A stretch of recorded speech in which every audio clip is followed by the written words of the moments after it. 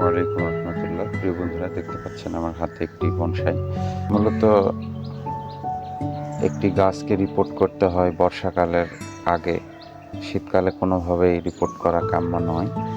তবে অত্যন্ত দুঃখজনক বিষয় হচ্ছে যে আমার এই গাছটি অসময়ে রিপোর্ট করতে হচ্ছে। আপনারা যদি লক্ষ্য করেন ভালো করে যে আমার এই গাছটি আমার কৃমিতে আক্রমণ হয়েছে ব্যাপকভাবে, যার কারণে সমস্ত রুটগুলো ড্যামেজ হয়ে গিয়েছে।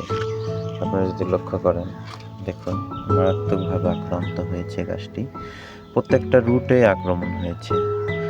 গাছটি এরকমভাবে যদি থেকে যায়, আপনি যদি লক্ষ্য করতে না পারেন বা খেয়াল না করেন, তাহলে কিন্তু আপনার এই গাছটি হঠাৎ করে একদিন মারা পড়বে। আপনি কিন্তু সেদিন কিছুই বুঝতে পারবেন না। তো এখন করণীয় কি?